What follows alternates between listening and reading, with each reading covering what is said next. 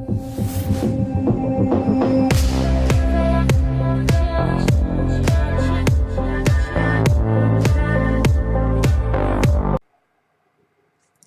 it's Ken!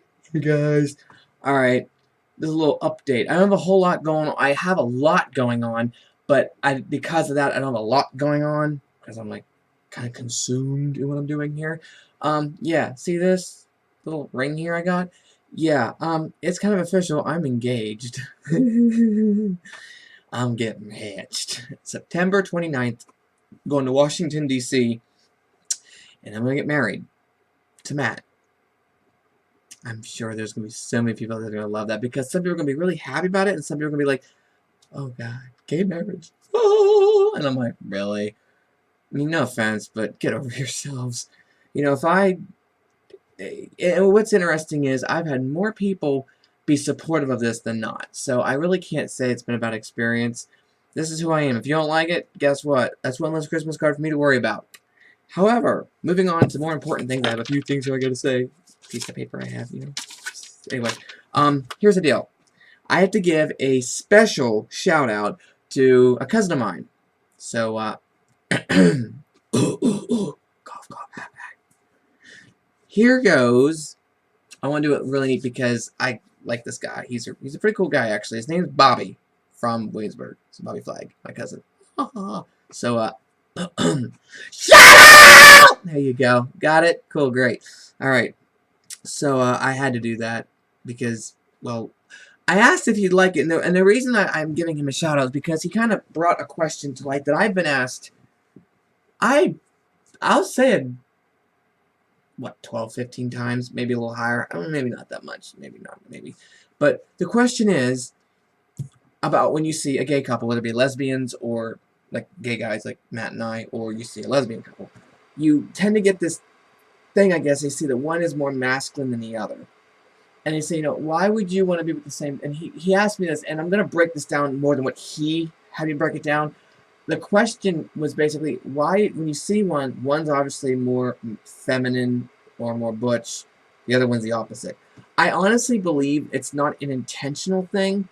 I think what is that when you're attracted to the same sex, it's still a chemistry thing. It's still it's an organic sense of it. Because people say, you know, you see two guys that are like, because in gay world, there is, you know, the big macho-y guys, like the Dagas. They're basically, and you get the hairy ones, like you have the muscle heads, there's stereotypes.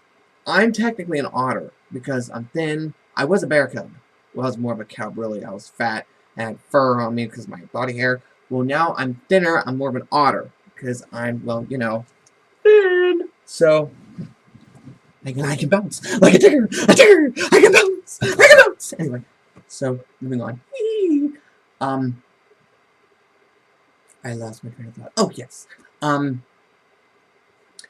an otter. I was a cub, and you have twinks, which are basically really young guys that are like toothpicks with no body hair, or peach fuzz. They're like, it's like they turn sour. That does up hair on you. It's a really cool magic trick, and you have all these different and these different forms of it, but to get back to the point here, you have usually with a gay couple, you'll see one a little more feminine than the other, or one more masculine than the other one is. And like I said, I don't think it's really an intentional setup. I think it's just organic. I think because even though you're gay, you're gonna find qualities in another person that you don't have. Because mentally, there's a lot of brain chemistry. It also goes with the idea, have you ever heard the expression, the heart's a lonely hunter? It's the only one who knows what it wants. And that's where you find your soulmate. That's where you get along with someone. It's where it really comes into play, where you can really, you click with somebody.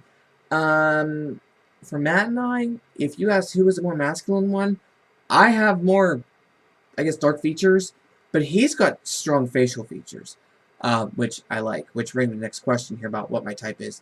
I've seen girls that, I have friends that one's more feminine than the other, one's more butch, you know, and it really does come down to where, I believe it's a chemistry thing. It's what you're seeking out in that person, because I have been known to blow a few feathers around. Like, I can be a diva. Like, I can go, woohoo, and usually my voice is the first thing you'll notice when you talk to me, because if I don't want you to know that I'm gay, I can sit here and just, what's up?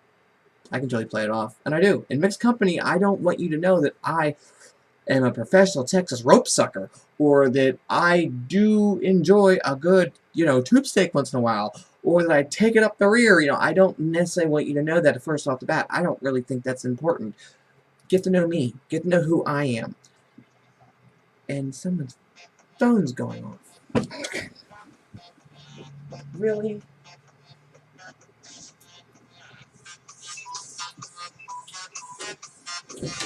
Your phone. What? 787.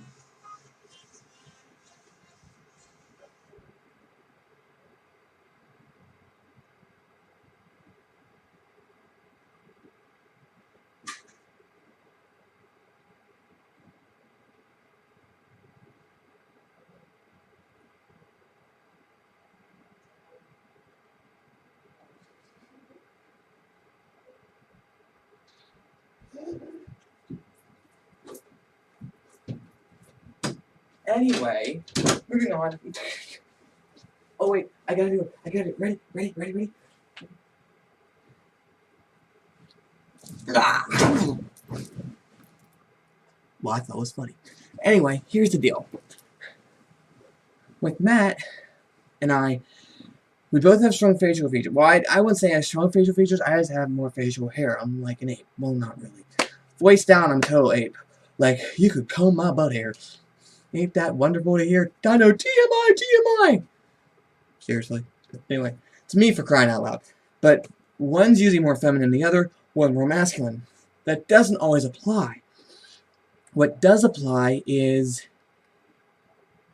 and I even told him this, every guy that I've met that is straight, there is something they do, it's a little bit, it's like, I've caught them doing it.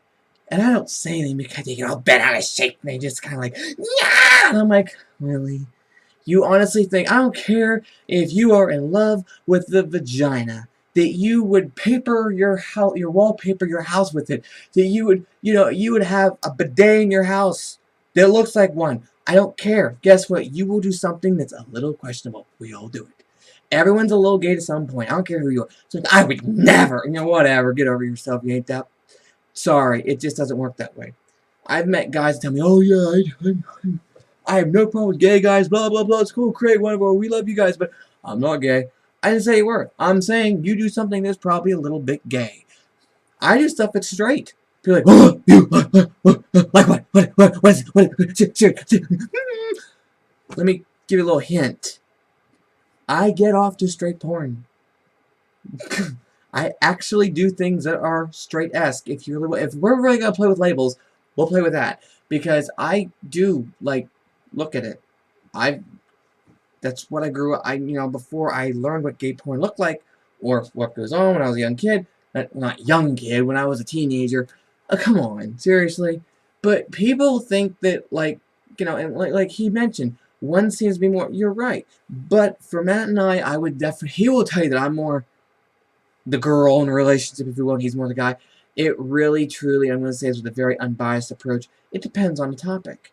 There are some things I am totally, if there's a spider in a room or something, I am totally the one up on a chair with my skirt. I'm going, ah! Just seriously, get it out of here. That's me. Him, he tends to do a thing with snakes. He ain't too crazy about snakes. But it doesn't mean, you see what I'm talking about? People get this impression that, because you're gay, you're going to act gay. No, I know guys that I didn't know were gay, and they were. I don't have the best gaydar. I don't. I mean, there's guys I assumed, or I thought should be gay. No, they're not. They're breeders. It's like, really? Okay. Good for you. That's it. Help control the overpopulation of our planet by sticking your dick in a vagina and just totally fertilizing that egg. Good for you. Sorry, it's not my thing. Do I ever want to have kids? I don't know. Do you think I'd be a good father? That's a question. There you go. Good question. Do you think I'd be a good father? As I've been told, the response was, if you ever adopted a kid, that kid would have the most exciting life because there's never a dull moment with you. I do have my moments. Anyhow, but as far as the masculine and feminine thing, it really comes down to a balancing act. That we're not in control of it. I accept Matt for who he is. He accepts me. There might be something that I totally get all spirit fingers about. I'm like, ah! And he's just, Ken, really. And other times, he'll do something that is pretty gay. And I'm like, and I don't mean sex. I mean, like, he will get, like, he'll do something like, especially when it's on the phone. It's funny. But anyway, but as far as that, as far as my type, I always was one to go for the college type guys, the ones that they're mature, they're at their peak. I totally fall for the ball cap, pierced ears, with like a sporty look. That always has worked for me. Like a little bit of scruff, pierced ears, a necklace, ball cap. Like when I first met Matt, I was automatically drawn to it. And then one day he I think this ball cap on his head. And he had his ears pierced and he had a necklace on and he came downstairs. And all I can say is mentally, it was like someone pulled the e-brake. You know, and I'm like, wow. So I was like drooling uncontrollably. Like, where's the bounty towels at? Someone shove an oversized tampon in my mouth to catch the overflow. But yeah, that's what works. I like the college type. Now that I'm in my 30s, I like that, but a little older. In fact, if you got some gray hair coming on the side, so that doesn't bother me either. But no, I like average guys, but they take care of themselves. You don't gotta be a drop-dead gorgeous supermodel runway kind of thing where you're just dripping in good looks. You don't have to do that. I'm pretty much middle of the road. I mean, you take care of yourself, take care of what you got, work with what you got, try and improve yourself. But I'm not asking for facelifts or tummy tucks or something. Just be who you are. Let me get to know who you are. It always adds to it. Now, as far as dating's concerned, I discovered the other day that people that have known me for a while, we were discussing, we always go, when I'm around women, we always go on the subject about dating.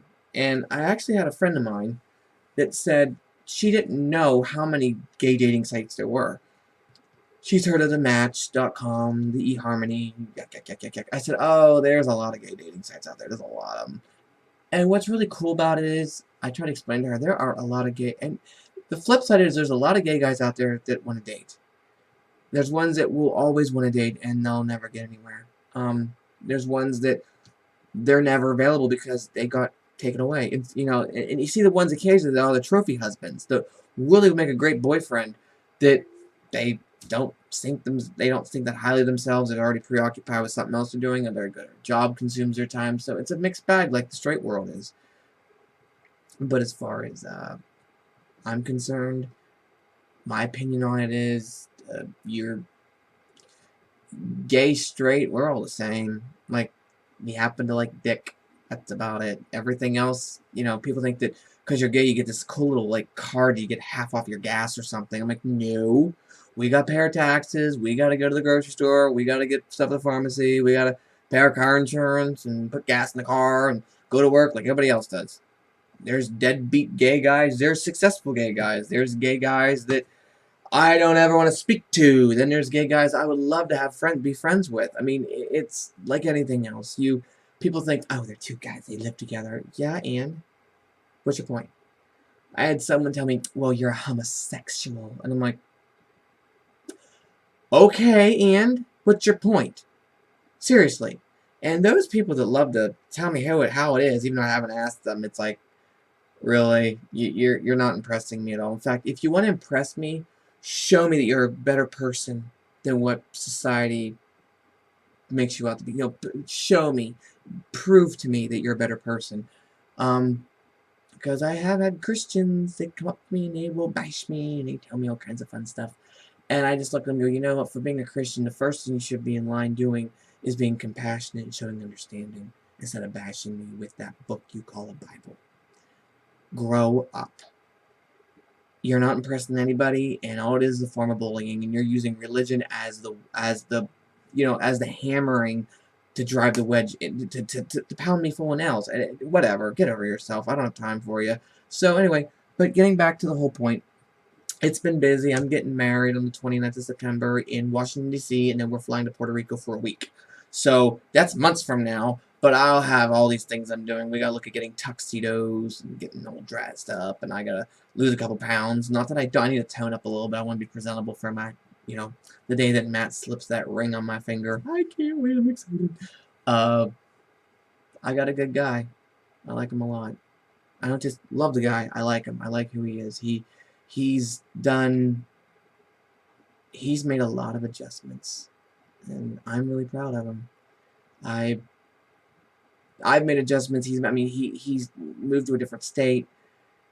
He had to restart his life over. He had to say that he has come a long way is not the word for it. I'm really impressed. He's always, even on a bad day, I mean, we all get him, but even on a bad day, he'll still try. He still puts effort forth. He'll still, I mean, there are days that he's like, I can't, and I'm like, okay, it's fine. All I ask you to do is just try. That's all I can ask. If you don't try, fine. There's days I don't want to, but it only means a lot. And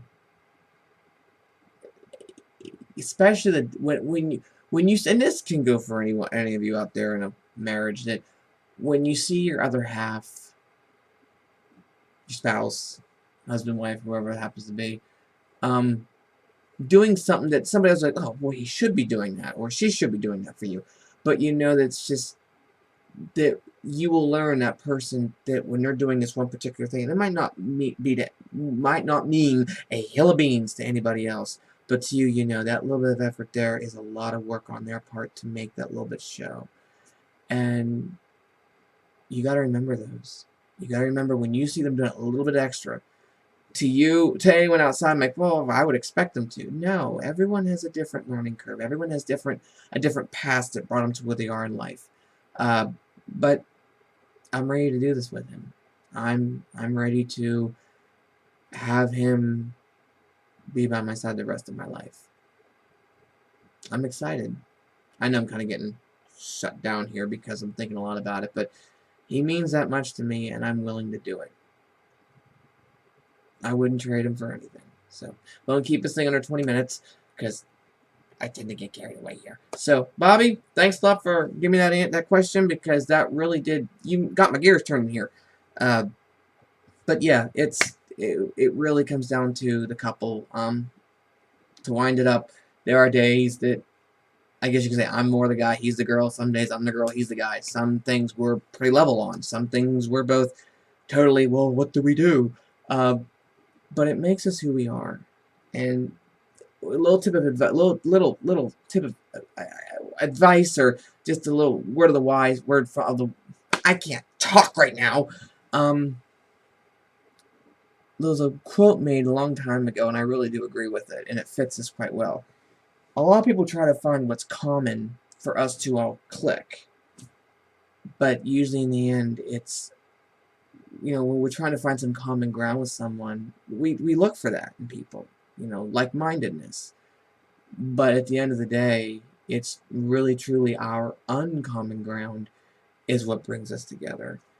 And when people can't open their eyes and think outside the box and look at somebody else's life, and the first thing, and this is something that I'm a firm believer in, when you look at someone and you don't understand, you think, and you want to judge them and say, oh, you're not a good person, stop. Stop what you're doing. Don't judge them. You do not know what put them in that position. Even if you think you know, don't. Don't judge them. Get to know the person. Talk to them. Befriend them. Be a good person. Open up your heart and your brain, because as they say, a brain is like an umbrella. The only way it works is when it's open. Open up. Ask questions. Get to know who they are. Befriend them. You might be surprised what a simple, hello, how are you doing, let me hold the door for you, can turn into. You just don't know. It's like the thing in that song by Pocahontas, Colors of the Wind. It's, have you ever walked the footsteps of a stranger? You'll learn things you never knew you never knew. We can all learn from stuff like this. It's not always the big things. Sometimes it's the things in life that we don't see coming. The curveballs we're not ready for, but we gotta learn to duck and adapt and adjust and compromise and keep on going, right? So anyway, okay guys, I'm going to get myself moving here. I got to do an after-hours video here next, so be on the lookout for that one. But anyway, alright, guys, be good. If you can't be good at it. If you can't be good at it, have fun trying. See ya!